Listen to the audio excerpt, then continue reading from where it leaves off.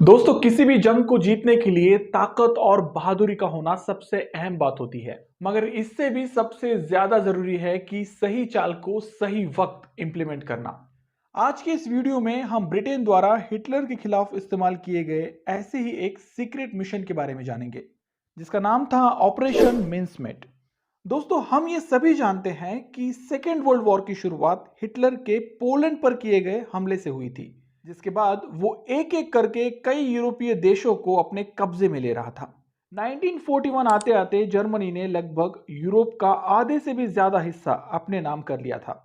इसके बाद हिटलर की नजर अब सोवियत यूनियन पर थी। ऐसे में सोवियत लीडर जोसेफ स्टालिन तुरंत अलाइड पावर्स की मदद मांगते हैं।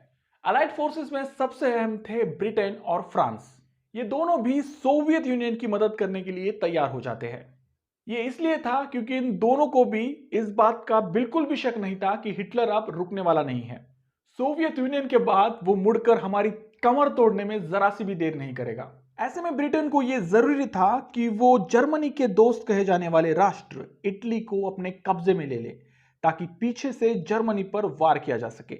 मगर यह काम इतना भी आसान नहीं था, क्योंकि इटली पर कब्जा पाने से पहले ब्रिटेन को इटली के बॉर्डर से लगकर बसे सिसिली आइलैंड पर कब्जा पाना था, क्योंकि यही वो रास्ता था जिससे होकर ब्रिटेन और अन्य मित्र राष्ट्रों की सेना इटली में एंट्री कर सकती थी।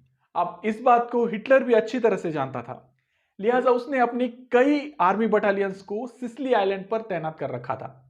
ऐसे में ब्रिटेन की सेना का सिसिली आइलैंड में घुसना एक सुसाइड अटेम्प्ट होता, क्योंकि आप कितनी भी बड़ी सेना लेकर जा रहे हो, मगर है तो आप समुद्र में ही। लिहाजा जमीन पर खड़ा दुश्मन फुल एडवांटेज के साथ आप पर हमला कर सकता है। तो ऐसे में ब्रिटेन की सेना जर्मनी की सेना के सामने महज एक टारगेट प्रैक्टिस हो सकती थी। तो आखिर अब क्या किया जाए? यूं ही हाथ पर हाथ रखे बैठकर दुश्मन का इंतजार किया जाए, या फिर कैजुअलिटीज की परवाह ना करते हुए सिसिली पर कब्जा पा लिया जाए? ये दोनों भी तरीके ब्रिटेन के लिए इस वर्ल्ड वॉर में हार दिलाने वाले साबित हो सकते थे। ऐसे में जरूरत थी किसी तीसरी और इनोवेटिव तरकीब की, जो कम से कम कैजुअलिटीज में ज्यादा से ज्यादा फायदा दिला सके। दोस्तों, बैटलफील्ड में दुश्मन को गुमराह करना एक इंपॉर्टेंट फैक्टर होता है, और ब्रिटेन की स्पाई एजेंसी भी इसी नजरिए से सोच रही थी। सिसिली पर कब्जा पाने के लिए वहां की जर्मन ट्रूप्स को हटाना बेहद जरूरी था। ऐसे में हिटलर को यह यकीन दिलाना होगा कि ब्रिटेन सिसिली पर नहीं बल्कि ग्रीस पर हमला करने की फिराक में है। मगर यह बात उस तक पहुंचेगी कैसे? ऐसे में ब्रिटिश स्पाई एजेंसी एक प्लान बनाती है। इस प्लान को अंजाम देने के लिए उन्हें एक डेड बॉडी की जरूरत थी। अब ये डेड बॉडी किस लिए, चलिए बताता हूं। दरअसल ब्रिटेन एक डेड बॉडी को एक आर्मी सोल्जर्स के कपड़े पहनाकर स्पेन की बॉर्डर्स पर छोड़ने वाला था।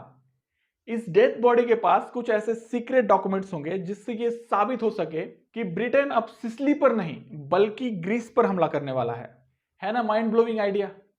मगर यह इतना आसान भी नहीं था। इसमें कड़ा अनुशासन और सीक्रेसी की बेहद आवश्यकता थी, जिसमें गलती का मतलब था अपने लाखों सैनिकों की जान को दांव पर लगाना।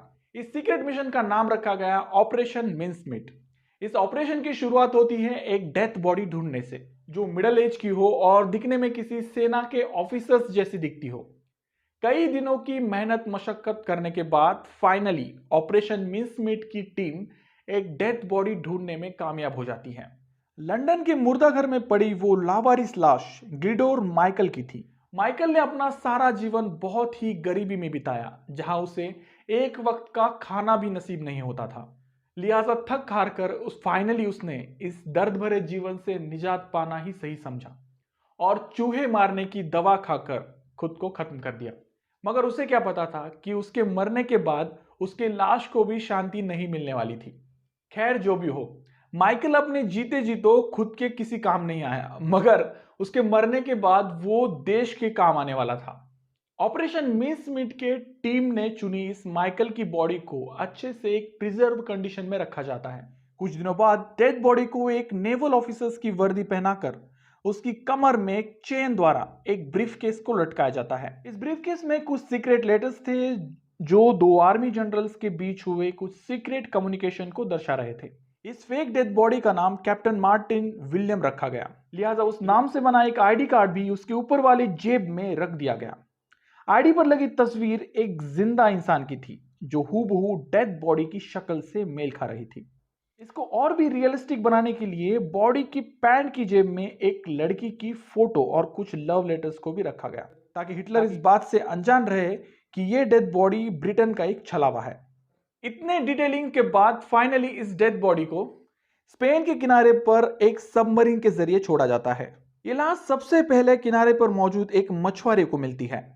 यहां से ये स्पेनिश गवर्नमेंट के पास पहुंच जाती है। लाश से मिली जानकारी Spanish government Germany military agency से शेयर करता है। ब्रीफकेस में मिले लेटर्स सीधे तौर पर ब्रिटेन का ग्रीस पर होने वाले हमले को बयां कर रहे थे। फिर क्या था, हिटलर अब पूरी तरह से ब्रिटेन के शिकंजे में आ गया था।